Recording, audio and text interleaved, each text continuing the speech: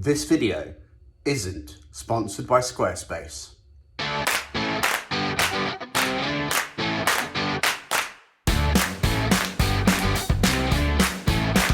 Hey, and welcome to episode 3.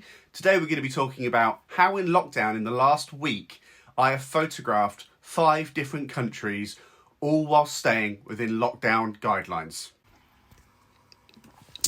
So you probably guessed it, but yeah, I went to Google Maps, onto Street View, found somewhere I wanted, which was Paris, because it's quite cool to photograph and there's people around. Went to the Louvre, dropped the little street man where I wanted to go, and then I just look around. And usually, you know, there's families or people, interesting buildings. Lovely old Parisian buildings are really nice. And I kind of walk around the streets as if I was doing street photography, and I take screen grabs of interesting subjects.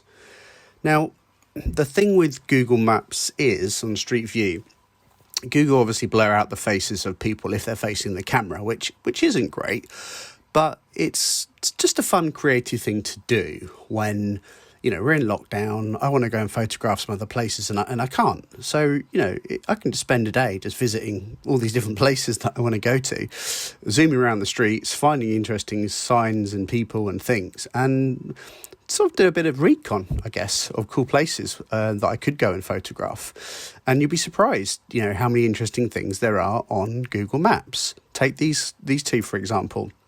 I love the long lines leading down the street. I love that they're matching. They've got the hats on and everything. And I just crop that, find the scene that I roughly like, think, okay, I'll take a bigger portion than necessary so I can stick it in Photoshop, Lightroom, whatever, and edit. And then, yeah, done, captured. That's been logged. I then go on to my next place and I literally just run around the streets like a crazy madman, looking for, it might be building patterns or interesting cobblestones. And exactly the same as I would if I was, you know, out and about doing photography with my camera. Okay, so some of you might think, oh, this is cheating. You know, it's not really your pictures. Well, yeah, okay, I get that Google have gone around with a big car and, you know, film this stuff, but it's constantly updating though. So what I really like about it is, as this updates, you can go back again and again to different places and actually get different pictures in the same way that you could if you visited a place for real. You know, those bikes might not all be there in that lovely line. You know, there might be things different, but somebody might have done something, you know, graffiti or whatever might have happened. And there's some lovely, you can, you know, frame stuff really nicely and just see what you think would look good. I don't think it's cheating because the serendipity of what's on Google Maps on Street View is quite interesting. And I'm still composing the scene in the same way that I would if I had my camera. So don't think about it as that I haven't got my camera, or I'm not using my settings, yada, yada, yada. I'm still finding those cool things that interest me, that pull my eye in. Even the blurs there where there's 2 people, I find that it makes a cool shot. You can still do something cool with that. If anything, it almost becomes its sort of own artwork in itself, like a Google Maps blur or motion blur that you wouldn't get. And then I just spot this. You know, I was looking at that. There's a lady down the road. I believe it's a homeless person. And, you know, okay, I know everyone has different thoughts on photographing the homeless. I like to do it respectfully. But I love, again, she looks so small in this frame and almost insignificant and sort of, we wouldn't even notice her.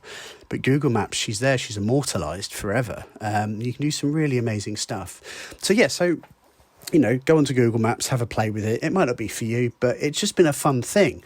And I was listening to Brian Lloyd Duckett from Street Snappers talking about doing projects, and it's something he said to me in an email that, you know, I hadn't done projects before. Would there be, you know, is it something that I should, you know, look into to push my work to that next level?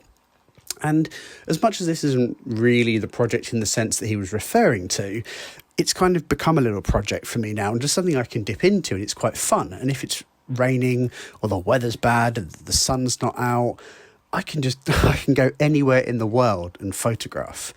I can't take credit for this in any way whatsoever. It was a combination of things. I was actually reading the book Bystander, which is the history of street photography by Colin Westerbeck and Joel Murowitz.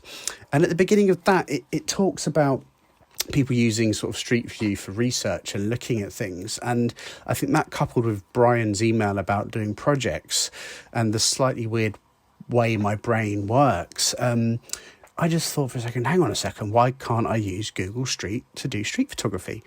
I'd really like to know your comments and thoughts on this. Is it cheating? What do you think? Okay, yeah, I don't have my camera, but I'm still looking for those interesting moments that have been immortalised on Google Earth and on Street View. I hope you enjoyed that. Any questions, let me know. I would love to see if anyone, finds some really, really great captures on Street View. I'll be sharing my images throughout of things that I've been seeing. I hope you've been enjoying them. So it's a short one today, but just a little fun thing for you to experiment with. Thanks very much.